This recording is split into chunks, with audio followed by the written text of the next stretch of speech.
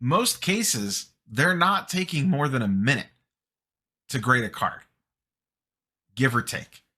So by the time you look at corners, edges, surface, move the card around a little bit, are you really going to sit down and do, CSI, PSA, and do a chemical analysis on the front of the card to see if it, has some extra little juice on it or not?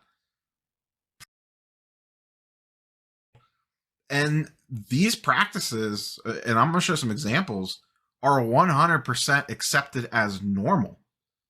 In fact, you could pay CGC to press a book for you.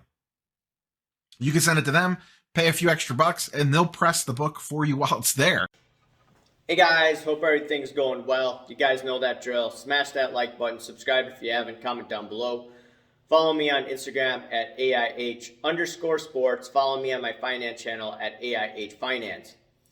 Okay, so I'm going to talk about a few things in this video. Number one, you saw those clips by Neo, and I'm going to get into this a little later on in the video.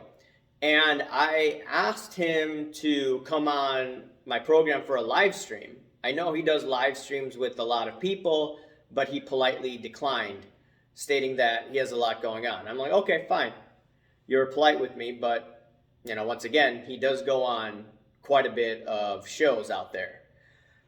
Now, it was regarding a video where he indirectly went after me. And it's fine, right? If you're opinionated, you speak your mind, people are going to come after you, right? Some of his buddies have come after me, if you look at earlier this year. And if you have, first of all these things going on in the hobby, right? I believe it's good to have discussion.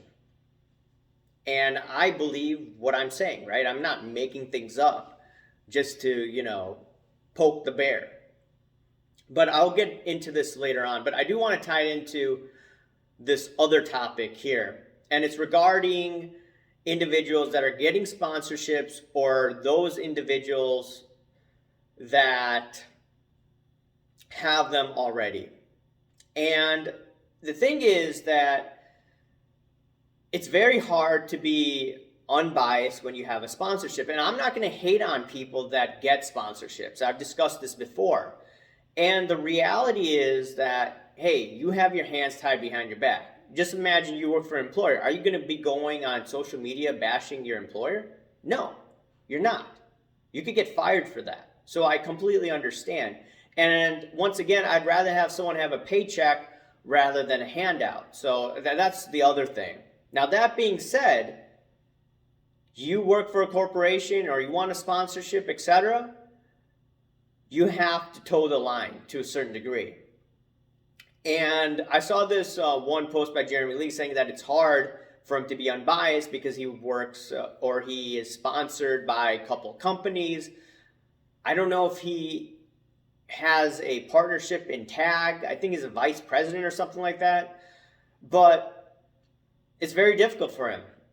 But he was saying that, hey, look, I'm trying to be as unbiased as possible. But, a story like this, I don't think he's going to talk about because he could get in deep trouble, I believe, by his employer. And I saw this on Sports Card Radio. And it talks about a recent video by Blue Jacket 66 seems to imply that the FBI investigation into the 2019 trim card scandal is still ongoing. And PWCC is telling customers that authorities still have in their possession cards turned over by PWCC, which are believed to be trimmed. According to the video and an email from PWCC, the company will offer to sell the cards back to the original owners if/when the authorities return the cards. Now, the thing is that I don't think Jeremy Lee is going to touch the subject. And are other influencers going to touch this as well? No. Because if you go after the industry or if you question anything, are you going to be paid by the industry? Are you going to be sponsored? Is Fanatics going to sign you up for some of that money that they're going to throw to influencers? No, they're not. You have to toe the line if you want influence, if you want the money. And for me, I'm not looking to get paid by them. I said that, hey, the money would be nice from Fanatics.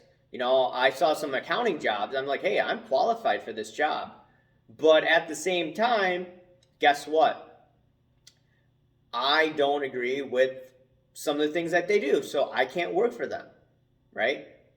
It's against, um, my principles. I'm not going to work for these guys, right? Just like over a decade ago, I had a chance to work for the IRS, but I don't like the IRS. So hence, I'm not going to work for the government, right?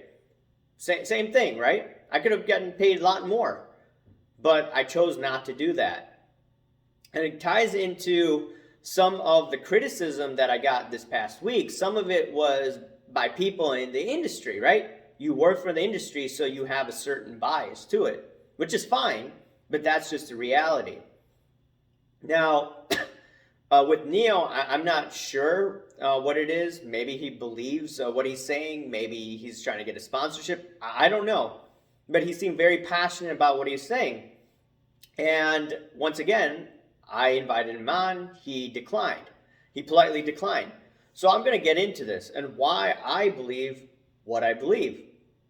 So the thing is, Collectors Universe, they own PSA, obviously, but they also own PCGS, a coin company or coin grading company. And they are very strict, PCGS, in terms of cleaning and altered surfaces. Here's an example of the Secure Plus process in action. We've taken a picture of a coin that's been submitted. Every coin gets a unique fingerprint. This graph represents the fingerprint for the coin in question. And then here on the Matches tab, we can see the matches that the system has identified for this coin. Because customers will crack out and resubmit coins, we'll very often see the same coins bin in multiple times. In this example, we can see that the new coin image, the coin today, appears to be quite colorful. It's got some dark toning on it. However, when we look at the match in the database, it was a much lighter coin. So it's entirely possible that in this instance, the coin was artificially toned. So that's something that ultimately the grading staff will determine. The Secure Plus system provides them with these tools so that they can see the coin as it looked when it was originally submitted. We can tell, based upon some of the details of the coin, that this is definitely the same coin. But obviously there's been some color change. So this is definitely a tool that the graders would look at and they'd use to determine if the color on this coin is artificial or natural. And you don't get the same grade when it's cleaned or it's an altered surface.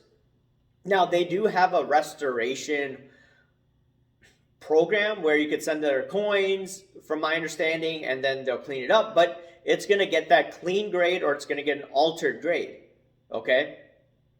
It's not going to get the grade like what, a 70, I think that's what it is, or a 69. It's not going to get those grades, which are sought out by people that invest in these coins or people that collect these coins, okay? So you have PCGS owned by Collectors Universe that has the technology that can determine whether a coin has been altered or whether it's been cleaned. And I'm sure there's technology out there for cards. Now, it'd probably take a long time for them to grade all those cards. But on the high end, I'm pretty sure that if they wanted to, they can scrutinize these cards. Now, would that hurt them in the short run if they clamp down? Yes, but I think that's a good thing long term. I think they should adopt the same principles as they do with PCGS, right? Some people say that, hey, CSG does that with their comics. Yeah. But who's the leader in cards right now, grading cards? It's PSA, and they own PCGS. So that's what I want to say. The other thing where I would disagree with Neo, and he said that, well, aren't cars considered collectibles, right? Because he gave an example of a used car. And then I was like, hey, look, it's a depreciated asset. But then if you dig down, a collectible vehicle, right? I'm over at the Pennsylvania Department of Transportation. It talks about a fact sheet about a collectible vehicle. What's their definition of a collectible vehicle? A collectible vehicle is a reconstructed or modified motor vehicle substantially modified from the manufacturer's original specifications and appearances and maintained in a collectible condition as determined by the Pennsylvania Department of Transportation. So how they define it is reconstructed or modified motor vehicle. So it's labeled as modified, okay? And if you look at classic cars, I'm over at this one website, Billy's Backyard Classic, and it talks about original cars, restored cars, okay? And then it talks about how original cars are extremely rare. A true original car is a vehicle that has been maintained both aesthetically and mechanically without the replacement of any parts or pieces. The repairs that have occurred are few and far between, and whenever possible, parts needing maintenance have been fixed rather than replaced. One way to determine if a classic car is original is to look for matching numbers. The term matching numbers or numbers matching simply refers to the serial numbers that were stamped or cast on major components of the vehicle during production. Those serial numbers match other components on the car or may refer to the assigned number of production facility, date, or the series of the vehicle. Since VINs were not standardized until the 1980s, the manufacturers each had their own system of assigning numbers. Depending on the make and model of the classic car, the engine, transmission, rear axle, alternator, generator, distributor, water pump, and heads may be numbered. A vehicle with matching numbers is original and is considered considerably more valuable than those without. Thus, a true original vehicle is a rare thing, and the reality is most vehicles sold as original are more appropriately described as restored.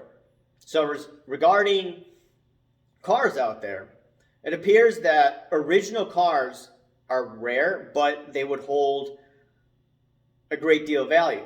Most cars, though, are restored. Just like in the comic book world, you have restored comic books. In the coin world, you have restored cars. In my opinion, the sports card market, they're looking at cars, in my opinion, that are altered that should be labeled as restored. But PSA is not doing that. Now, they have the technology for PCGS for coins. I mean, they probably have the technology for cards, but they're not implementing it, right? Gemma Mint should have been the first step. I mean, they have the fingerprints, as I showed you in the video, for PCGS for determining, hey, these cards or these coins have been sent off to PCGS before and they've been cracked and then they're trying to reslab it. Same thing for cars. They should be finding that right now, but I guess it's not implemented, and they should have the fingerprint for that card, just like they have for coins with PCGS. But anyways, guys, let me know what you think. I'm always open to discussion, always open to debate, but I know some people will get annoyed, but the thing for my blog is not to get the most amount of subscribers, is for me to speak my own mind. And once again, I'm not sponsored by anyone. I do get Google AdSense, but I'm going to speak freely. If it annoys people, so be it. Anyways, guys, I'll talk to you later. Thanks. Bye.